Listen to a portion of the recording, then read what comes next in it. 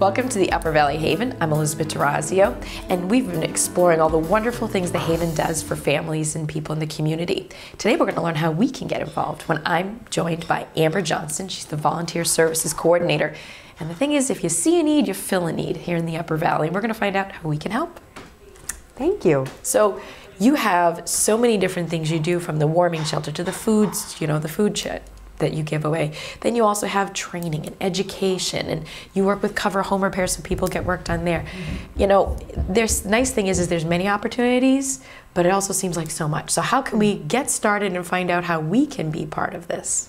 That's a really good question. And I think taking it a step back, we're able to provide all of those services because we have volunteers. They make our services possible.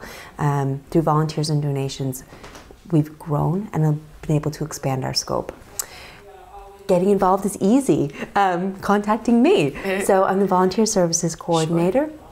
We're always looking for volunteers, whether somebody has 4 hours every week, 4 hours a month, or even just one time. Volunteers come through a variety of ways. You could access through our website, contact me directly, any way that gets you to me, and then we can get you set up with opportunities. And I think that's sort of the nice thing about it, is really the Haven is personal. You work to personally help lift people out of poverty, whether it's families or individuals, and your approach to volunteering is the same way. It's not just you're a number. Okay, by the way, that's correct. It's very human. Are there certain types of volunteers you're looking for? That's a good question. Volunteers that want to give back to an organization such as ourselves. I think that what you just said was really important. We're an organization that is personal, that we try to make a connection, and we try to do that through our volunteer opportunities as well. So we have volunteers that help in upwards of about 20 different ways, everything from helping in our food shelf to our warming shelter. I have volunteers that come in and help us with shredding because we produce so many documents. Right. Cooking, gardening, working with kids, just a huge gamut.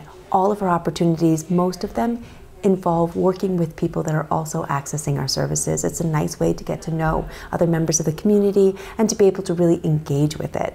So we're looking for people that want to give back and want to actually be involved with an organization that promotes dignity and respect. I think that's one beautiful thing about your approach to volunteering, is it's the way things should be. It's, we feel the tug at the heartstrings, and we wonder, will we be rejected? But love and hope doesn't work that way. You're not rejected when you give. No, never.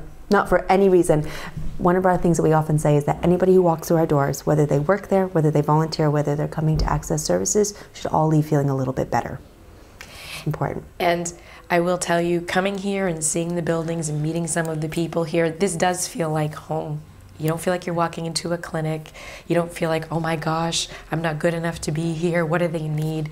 It's very relaxed. So I'd encourage anyone who's thinking of volunteering, don't let anything hold you back.